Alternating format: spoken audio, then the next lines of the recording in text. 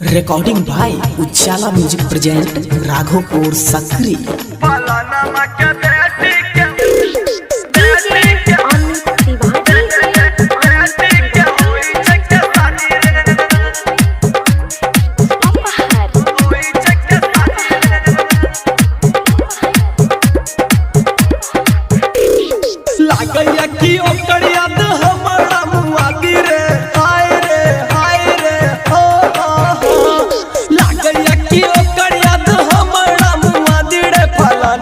के बेटी के होई छके शादी रे लागैया कि ओकर याद हमरा मुआदी रे फलाना मां के बेटी के होई छके शादी रे फलाना मां के बेटी के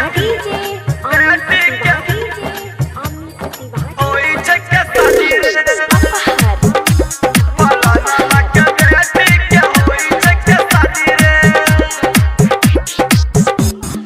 हां हां हरदम रहे छलै हमरे नियरबा गल के सनुरबा उजाई तै ससुरबा गल के सनुरबा उजाई तै ससुरबा। हां हां हरदम रहे छलै हमरे नियरबा गल के सनुरबा उजाई तै ससुरबा।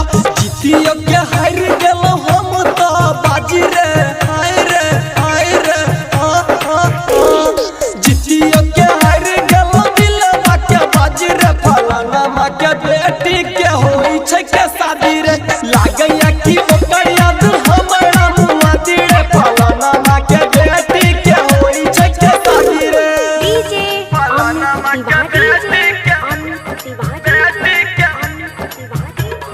होई छके शादी रे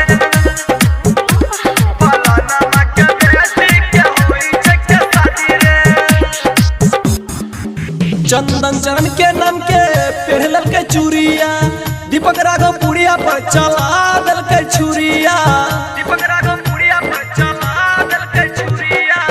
चंदन चरण के नाम के पहनल के चूड़िया दीपक राघव पुड़िया पर चला दल के छुरिया।